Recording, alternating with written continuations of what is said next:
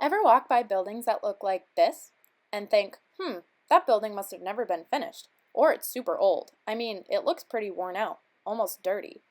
Well, welcome to the world of Brutalism, a movement in architecture which rejected the clean appearance of modernism, trading designs of the 1920s to 40s like this, and this, for this, and this. So how did we get from the modernist to the brutalist? Well, let's start at the beginning.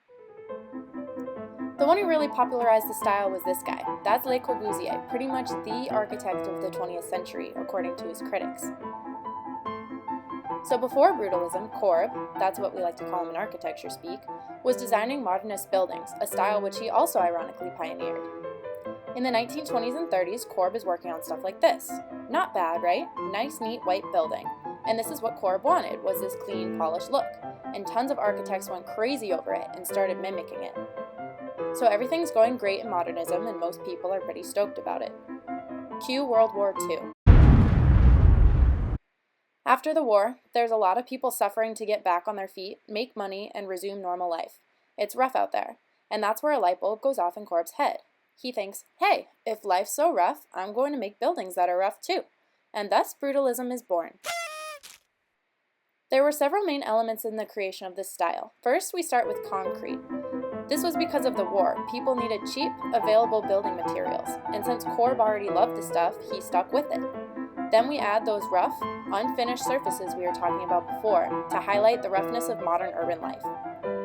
Sometimes, architects would reveal steel beams or other parts of the structure, like here, here, and here. There's also this idea that these buildings will stay around forever. They're monumental. That's why you'll see some city halls and government buildings that would be pretty easy to mistake for massive boulders. So because Corb was such a trendsetter, other architects love Brutalism. They see it as a solution to urban housing, among other purposes. And there's still some modernism behind it. You've got the flat planes, lifted bases, abstract forms, but there's definitely still qualities to it that are rougher than typical modern designs. Architects really start to eat up Brutalism in the 1960s and don't really give up on it until the mid-1970s. You get more from Corb. He even brings this stuff all the way to Chandigarh in India. And you get some people who really love Brutalism and go all out, like this gem from 1967. This guy's still around, by the way, doing stuff like this. Pretty modern, right? Anyways, you just get more and more and more Brutalism. But eventually, like all things, the phase begins to die out in the 1970s, giving way to stuff like structural expressionism and deconstructivism. But that's another story. Most have accepted the fact that Brutalism is dead, with a bit of relief at that. Let's not forget that this Brutalist building, the City Hall in our beloved Boston, was voted the world's ugliest building in 2008.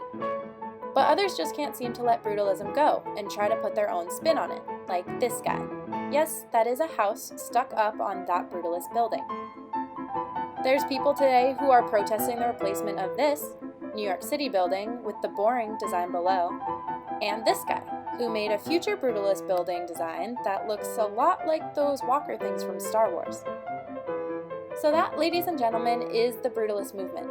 What do you think? Cultural revolution or a series of artistic parking garages? I'll let you decide.